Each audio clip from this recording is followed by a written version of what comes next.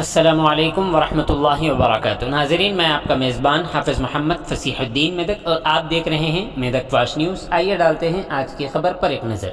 Medak town police station में आज बकरीद त्यौहार के पेश नज़र पीस कमेटी का इजलास मुनक़िद हुआ, जिसमें बैन मज़ाहिब से ताल्लुक़ रखने वाले अफराद ने शिरकत करते हुए अपने अपने ख़यालात का इजहार किया।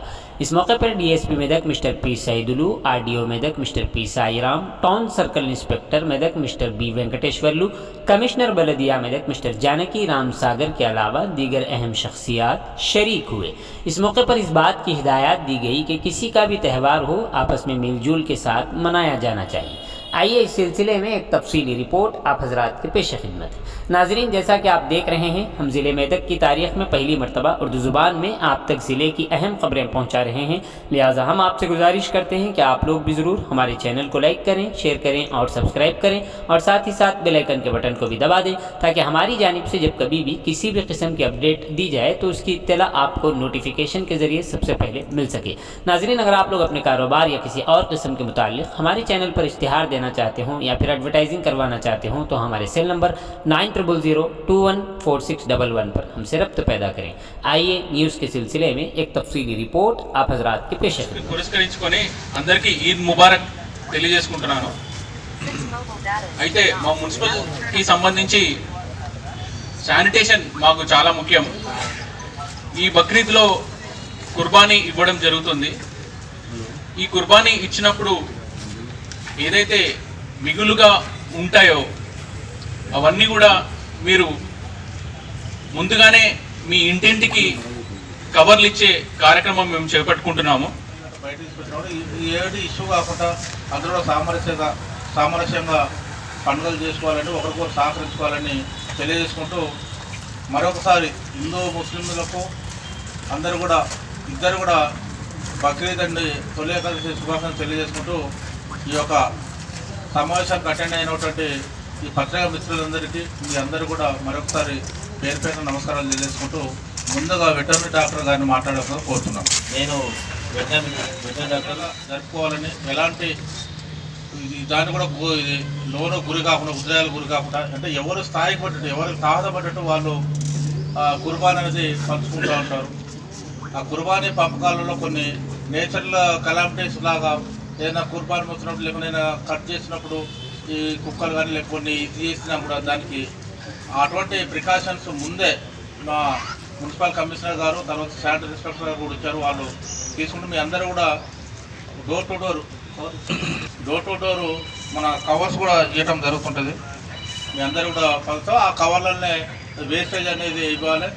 ఎక్కడ కూడా ఓపెన్ ఎయిర్లో, అంటే ఓపెన్ ప్లేస్లలో కూడా ఇవి కట్ చేయకుండా ఉండాలని కూడా కోరుకుంటారు। ఏదైనా చేసుకుంటే ఇప్పుడు మనకు ఈజీగా పోతుంటే నమ్మకం, అలవాటు, రెండు అలవాటు ఎందుకన్నానంటే మన ఫుడ్కి నాకు సంబంధించి నాకు అలవాటే అనిపిస్తుంది। నాకు చిన్నప్పటి నుంచి ఉన్న పరిస్థితిని బట్టి చూస్తే ఇది కేవలం అలవాటు।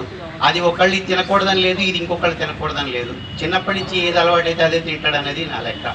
సో ఇప్పుడు దానికి మంచి ఎగ్జాంపుల్ కూడా చెప్తాను మీకు, ఆనందించే దగ్గర నేను చూస్తుంటాను। మనకి రంజాన్ సీజన్ వస్తే హలీము, యాక్చువల్గా మీరంతా పొద్దు నుంచి సాయంత్రం దాకా ఆకలితో ఉండి దాన్ని ఏదో న్యూట్రిషియస్ ఫుడ్ చేస్తారనేది నాకు తెలిసిన విషయం।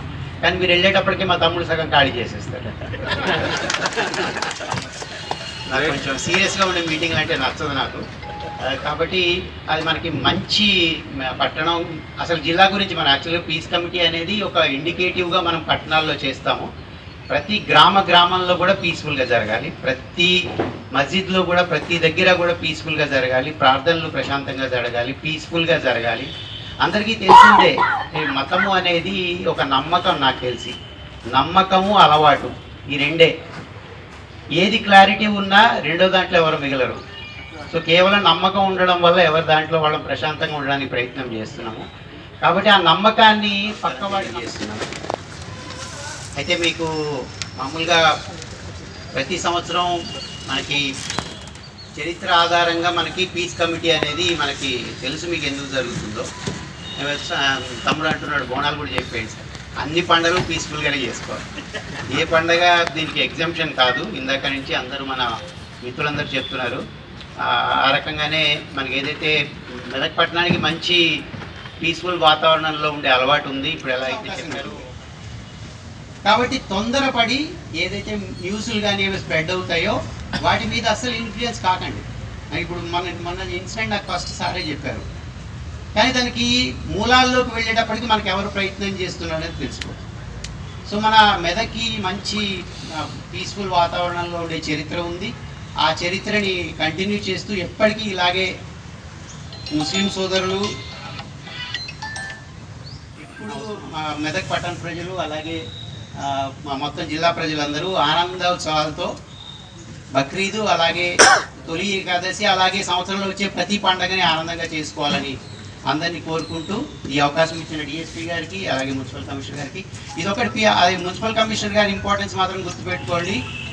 ఏదైనా చేయండి, చట్ట ప్రకారం చేయండి, కానీ నీట్గా చేసుకోండి. ఇప్పుడు వాళ్ళు చెప్పేది అంతే, దానివల్ల మనకే రోగాలు వస్తాయి.